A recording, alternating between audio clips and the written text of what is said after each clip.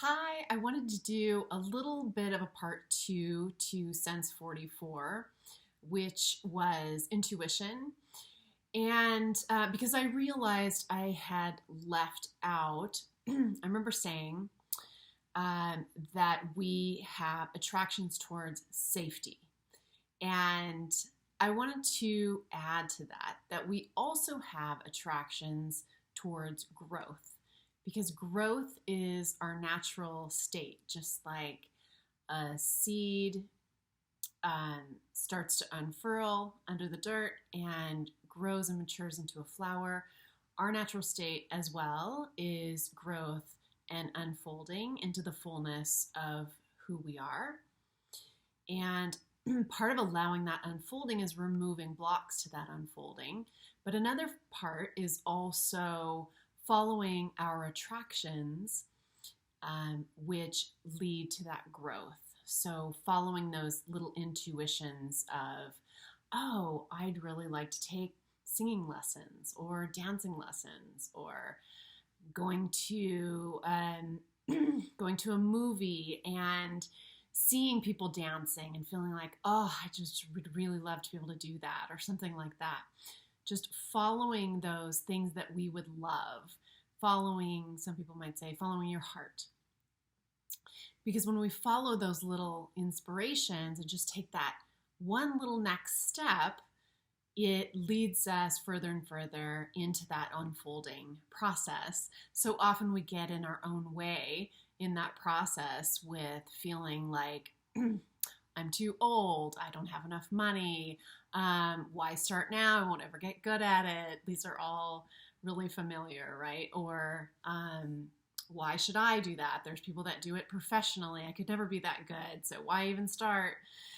So we really, really do get in the way of that unfolding. So I would love to invite you to notice in your life, have you had those little inspirations? Have you followed them? What happened when you did follow them? What kind of unfolding happened? What would have happened, do you think, had you not followed that? And what would happen if you now in your life even more followed those inspirations that came up?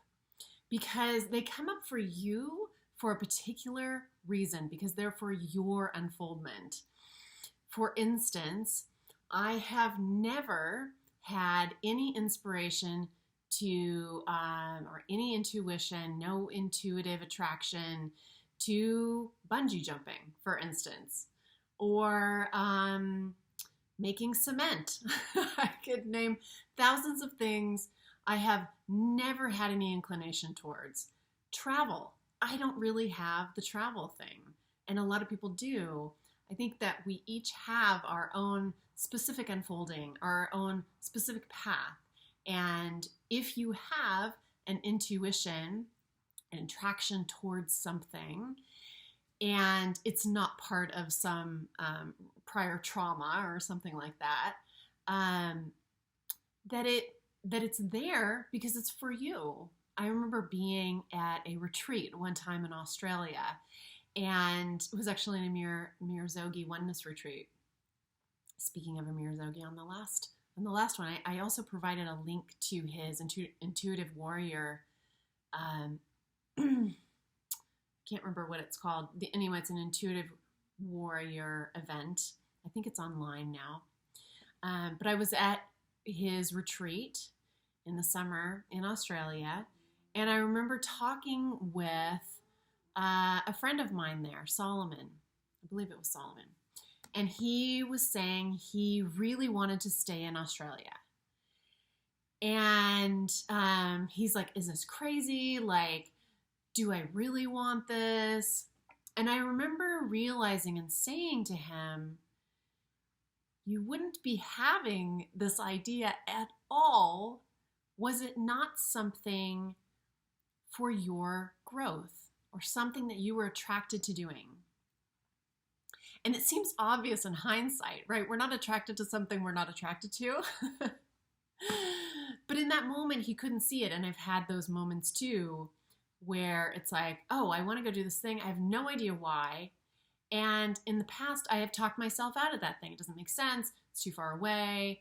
I don't really want to pack a suitcase, or, whatever the case may be, kind of go from the body to the head and reasoned myself out of doing that. But we can't see what's going to unfold if we follow those inspirations and intuitions. And that's why it's so important to do that. They're leading us into our own specific unfoldment into the fullness of who we are. So I wanted to add that today and just suggest to you that you observe that in your life and maybe find a little bit of spark to go ahead and follow the next inspiration or intuition that comes up for you, because that may have something to do with what we talked about yesterday, which is either you're inspired to do something because it will cause you growth, or you're inspired to do it because you're going to have a revelation, an experience that you need to have in your life.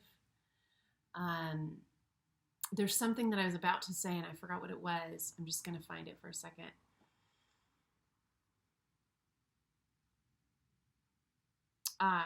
You're either inspired to do it because your collective senses are giving you information that you just don't have consciously.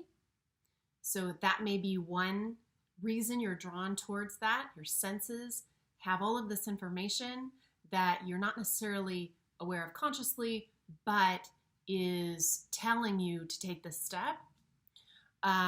Or perhaps it is a message from your higher self, from the self that is the whole, to unfold more fully into the wholeness and into the higher awareness that you are.